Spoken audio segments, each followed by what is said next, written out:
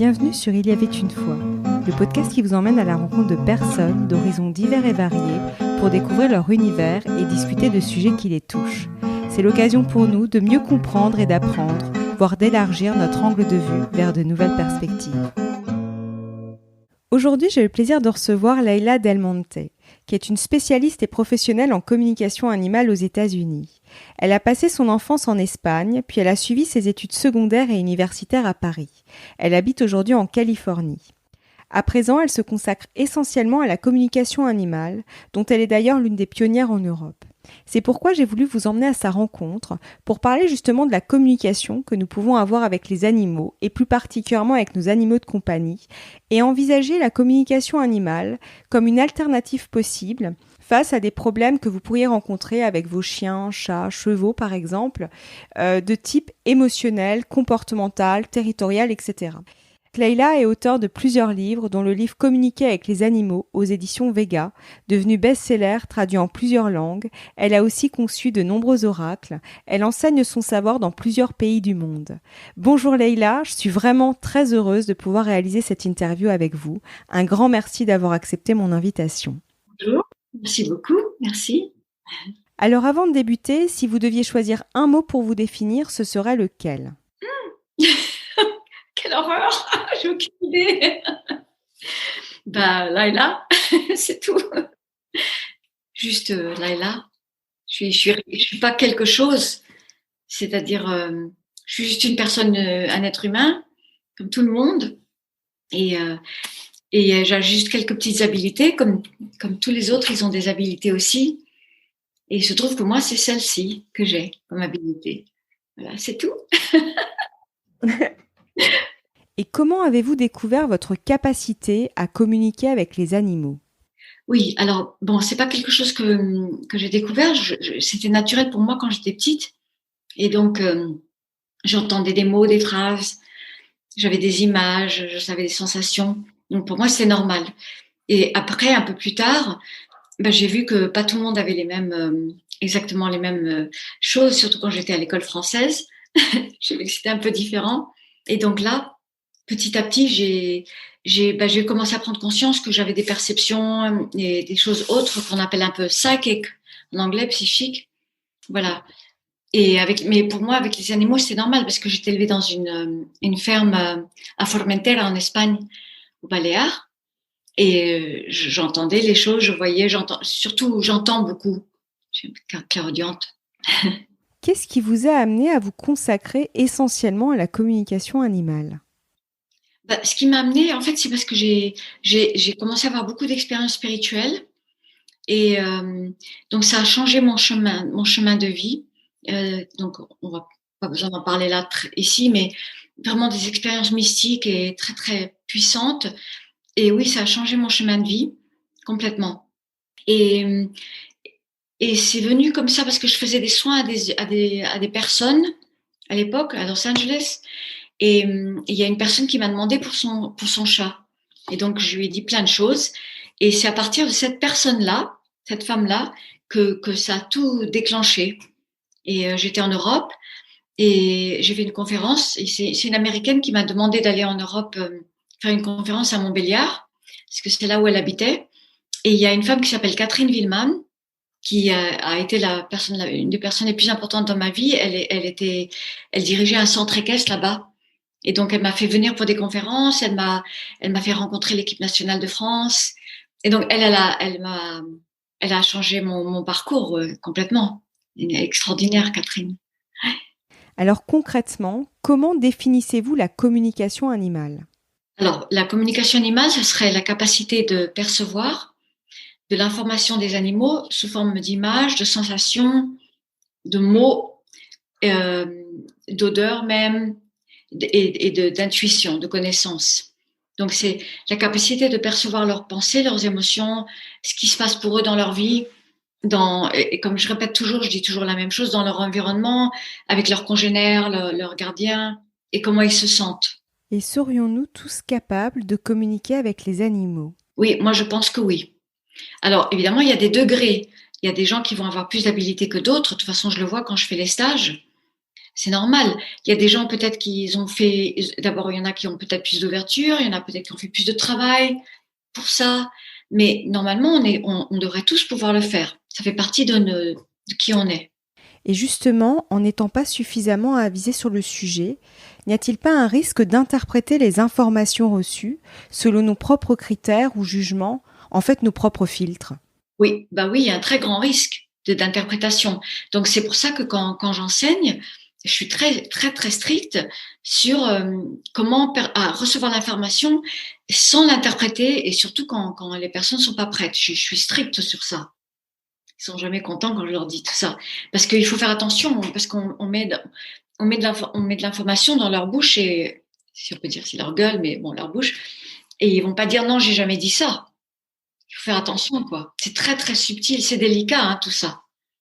Et peut-on dire que les animaux ont des pensées, des émotions et une conscience tout comme nous? Oui, absolument. Absolument. Ça se présente pas de la même façon, mais absolument, ils ont un cycle de pensée. Et moi, je le vois justement parce que quand j'ai des animaux qui sont sur des tranquillisants ou des antidépresseurs, justement, j'arrive plus à percevoir leur mouvement de pensée. Ils ont des pensées, ben, ils ont des émotions, ça tout le monde le sait. Ça, c'est très, très, très visible. Et oui, ils ont une conscience, absolument. Et y a-t-il des animaux qui ont une sensibilité plus élevée que la moyenne, un peu comme nous, et ont-ils des besoins spécifiques? Oui, absolument. De toute façon, bon, d'abord, oui, il y a des animaux qui ont plus de sensibilité que d'autres et qui ont plus de difficultés à s'adapter à plein de choses. Parce que de toute façon, il y a de plus en plus d'animaux domestiques. Il y a de plus en plus de croisements. Donc, il y a de plus en plus, évidemment, de problèmes neurologiques, de problèmes affectifs, de problèmes neurologiques. Ça, c'est sans compter tous les animaux qui viennent des traumatisés, des SPA et des choses comme ça. Après, il y a beaucoup de choses génétiques. Parce que avant, il n'y avait pas autant d'animaux de compagnie, ça n'existait pas. Maintenant, il y a de plus en plus d'animaux de compagnie. Et depuis la pandémie, c'est encore pire. Il y a de plus en plus d'animaux de compagnie. Donc, comme ils font des croisements, comme il y a des élevages horribles, il y a plein de choses qui se passent. Donc, on se retrouve, oui, avec des problèmes d'hypersensibilité, de problématiques. Il y a beaucoup de gens qui ont des problèmes. Moi, j'aurais pas pensé, mais j'ai réalisé en faisant tout ça. Il y a énormément de gens qui ont des problèmes avec leurs animaux. On penserait pas comme ça. Ils adoptent un tout petit chiot, 2 mois, ils disent ah bah tout va aller bien. Bah pas du tout. Ça se passe pas comme ça. Mais par contre, pour gérer, et c'est vraiment l'entraînement, le comportementalisme, ça aide quand même beaucoup parce que ça les calme, ça les structure. Ça, la bonne nourriture, donner des bonnes choses. Même des fois, il y a des choses simples qui aident, comme les aminoacides. Il y a des choses simples, des fois, qui aident à calmer. Et certains problèmes comportementaux de nos animaux de compagnie peuvent-ils être liés à nos propres émotions, voire même à celles qui seraient refoulées à l'intérieur de nous? Oui, absolument. Donc ça, c'est le sujet du premier livre que j'ai écrit il y a longtemps, en 08. Donc je l'ai pas écrit, il est sorti en 08 et c'était le thème. Et c'est parce que c'était ma spécialité, c'est justement de pouvoir détecter d'où venaient les problèmes. Ça, c'était une des choses dans lesquelles ma façon à moi de percevoir est spécialisée comme ça. Et donc j'écris le premier livre sur ce sujet où on voit vraiment des problèmes, on comprend des choses qui ont à voir avec les animaux, qui viennent de situations qui vont avec des gens et des choses que les gens ils ne se rendent pas du tout compte. Donc des peurs, des anxiétés, des problématiques dans le couple, enfin mais c'est pas obligatoire que ce soit ça à chaque fois. Il faut vraiment, des fois c'est ça, des fois c'est pas ça. Chaque communication est spécifique. Donc par exemple un chat qui va uriner, ça pourrait être quelque chose comme ça, mais ça pourrait être rien à voir. On est un peu, je dis, on est Sherlock Holmes. Voilà, qu'est-ce qui se passe là maintenant? Et on va essayer de trouver. Et justement, est-ce que c'est facile de faire la part des choses entre ce qu'ils captent des humains de leur environnement et ce qui leur appartient finalement? Oui, mais ça, c'est les bonnes capacités de communication. Parce que c'est très, très, très profond. C'est beaucoup plus que ce qu'on pense. C'est très subtil en fait, hein. Très subtil. Yeah. Ça me fait penser un peu à de l'horlogerie suisse, hein. Oui, oui, oui, oui, Et par ailleurs, peut-on dire que nos animaux de compagnie ont chacun une mission de vie? oui. Alors, moi, j'aime pas utiliser le mot mission parce que ça va impliquer que qui viennent que pour nous et qu'ils ont une mission comme ça fait un peu fanatique. Donc, je préfère dire mais ils ont un rôle dans notre vie, clairement. Il y a des choses, il y a vraiment, et ça, je l'ai vu à force de faire des communications. Donc, ça fait quand même 20 ans que je fais ça. Donc, j'en ai vu beaucoup. Et je suis quand même obligée de dire que c'est quand même, il y a vraiment des animaux, ils transforment complètement la vie d'une personne. Il y a un rôle. Et puis, il y a tout, évidemment, il y a le rôle, par exemple, pour les personnes très mal, en mauvais point, très déprimées, que l'animal arrive dans leur vie et il transforme tout. Donc ça, on peut qualifier ça de mission, sauf que j'utilise pas le mot. Alors, dans quel cas peut-on faire appel à la communication animale et que peut-elle permettre d'apporter à notre animal de compagnie? Oui. Alors, en général, les gens, ils m'appellent parce que il y a deux choses pour lesquelles on m'appelle. Donc, on m'appelle la communication animale, on m'appelle pour des problèmes de comportement. Donc, le chat fait pipi, le chien il aboie, le chien il détruit la maison, la jalousie entre deux animaux, le cheval qui veut pas sauter, qui veut pas faire les obstacles, l'autre qui a peur, enfin des choses comme ça. Qu'est-ce qui faire activité, choses comme ça. Qu'est-ce qui Donc moi je les aide. La communication elle va pas nécessairement résoudre, elle aide à comprendre qu'est-ce qui se passe. Elle va expliquer d'où vient le problème. Après, pour résoudre quelque chose, il faut faire un autre type de travail et que c'est pas du tout garanti qu'on va y arriver parce que c'est pas parce que on peut pas dire à un animal arrête d'être jaloux ou arrête de. C'est comme avec des humains. Donc, mais quand on trouve le problème et si on trouve qu'il vient des êtres humains, si c'est ça le problème, au moins le fait de comprendre d'où ça vient, ça aide quand même après à. Des fois, juste le fait de comprendre, ça va transformer la problématique. Des fois, il y a besoin que de ça. Des fois, non. Alors, on m'appelle pour ça. Et après, on m'appelle aussi beaucoup pour les animaux malades. Mais ça, c'est autre chose. Parce que je fais des soins pour les animaux malades. Donc ça aussi, ça fait des années que je fais ça. Donc c'est des animaux que c'est en collaboration avec la médecine traditionnelle, mais souvent c'est parce qu'il n'y a pas assez de, ils sont au bout ils savent plus quoi faire quoi. Il y a pas, ça marche plus suffisamment la médecine allopathique. Et donc on m'appelle pour les soins énergétiques à distance. Et donc là, donc ça c'est une chose à part, c'est rien à voir avec la communication, mais après on va quand même me demander des communications pour des animaux par exemple en fin de vie ou qu'est-ce qui se passe pour eux, comment ils se sentent surtout. Donc évidemment à l'intérieur de ça, il n'y a jamais de diagnostic, il n'y a jamais de conseils de médicaments, il n'y a jamais de choses comme ça. Mais souvent les gens ils savent pas par exemple dans une fin de vie, ils sont confus, ils savent pas où ils en sont, ils ont peur, ils ont du mal de prendre des décisions d'euthanasie. Donc il y a des choses comme ça. Et des fois, simplement pour comment il se sent, comment il va. Vous voyez, je peux aider le vétérinaire, par exemple. Alors justement, vous avez eu l'occasion de travailler avec des vétérinaires. Est-ce un type de partenariat que vous aimeriez davantage développer?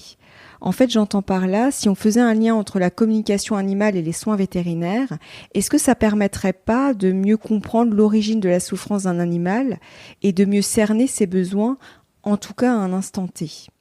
Oui, absolument. Oui, oui. C'est ça, c'est quand même mon rêve depuis longtemps. Et donc, j'ai eu beaucoup de vétérinaires dans mes stages, surtout en Europe, plus qu'aux États-Unis.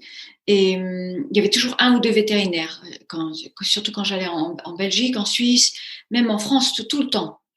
Et je collabore encore maintenant avec des vétérinaires, donc vétérinaires aux États-Unis, en Espagne et en France. Bon, maintenant il est à la retraite, celui avec qui je collaborais, avec qui on faisait on s'expliquait des choses, on faisait des échanges. Et, euh, et j'ai enseigné à l'école vétérinaire l'université équine de la Complutense à Madrid. Donc ça a été mon rêve qui après il n'a pas continué ce rêve-là malheureusement, mais j'avais des professeurs et des étudiants en vétérinaria, donc vétérinaire équin, et ils ont eu des résultats incroyables. Ils étaient époustouflés par les résultats qu'ils avaient. Et moi j'ai pensé quand j'ai fait ce stage-là, je me suis dit ça y est, c'est le début de quelque chose et on va commencer à pas du tout. Ça s'est arrêté là. C'est dommage. Ouais, c'est dommage. J'espère que pour le futur, il y aura d'autres personnes qui feront et j'espère. Et est-il possible d'entrer en communication avec un animal défunt, même plusieurs années après sa mort? Oui, alors ça, c'est une spécialité aussi. Il faut avoir des capacités médiumniques. Donc, moi, je le fais, mais je me considère pas quand même pas médium. Je me considère pas médium, mais je le fais parce que j'ai commencé à avoir des apparitions d'animaux morts. Euh, J'avais des capacités comme ça quand j'étais petite, mais c'était avec des humains. Donc j'aimais pas ça du tout. Avec des esprits et tout, ça me plaisait pas. Et j'ai commencé à avoir des animaux morts autour des gens, un peu partout. Enfin, ça a été quand même. J'ai eu toute une période comme ça qui a été très très intense. Et donc à base de ça, j'ai écrit le livre Les animaux leur chemin vers l'autre monde. Et, euh, et donc à partir de là, j'ai commencé à faire des animaux qui sont partis de l'autre côté. Mais je me considère pas médium, donc c'est vraiment les choses de base.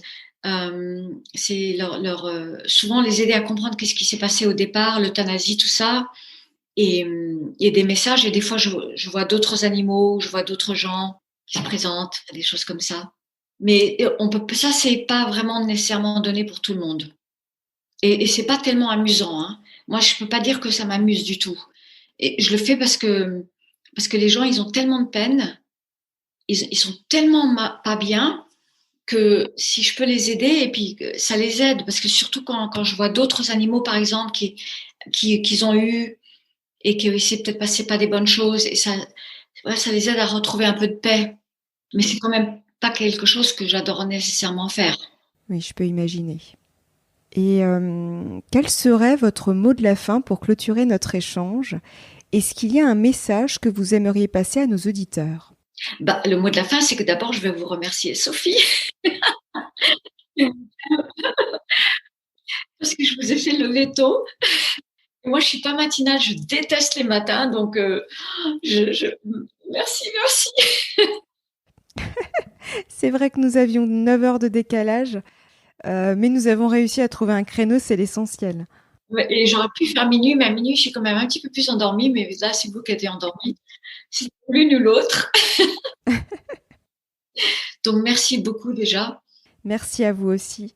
Et le mot de la fin, c'est savoir que les animaux, ils ont une conscience, des pensées, des émotions, une conscience. Profitez de ces animaux extraordinaires à vos côtés parce qu'ils viennent vraiment apporter tellement de choses et on les découvre tout le temps, quoi. C'est un amour j'appelle ça, je dis toujours, ma façon d'exprimer, c'est peut-être pas du tout français, mais je dis, c'est un amour renouvelable tous les jours. Ouais, c'est vrai. Et tous les matins, par exemple, moi, je sais, mon chat, c'est tous les matins, je suis en extase. C'est, mais qu'est-ce qu'il est beau, mais qu'est-ce que je l'adore, mais qu'est-ce qu'il est incroyable. C'est tout le temps renouvelable. Et, euh, et c'est tellement infini, cette source. C'est extraordinaire. Donc, il faut en profiter. Et il faut savoir que, ben voilà, il y a tous ces animaux sur la planète qui ont besoin de notre aide.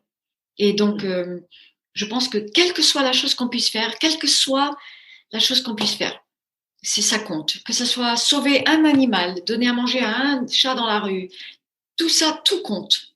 Tout compte. Merci Leïla. De rien. Si ce podcast vous a plu, n'hésitez pas à laisser un avis 5 étoiles ou un commentaire sur Apple Podcast ou à en parler à 2-3 personnes autour de vous. Ça m'aide énormément à le faire connaître. Je vous donne rendez-vous la semaine prochaine pour un nouvel épisode. À bientôt.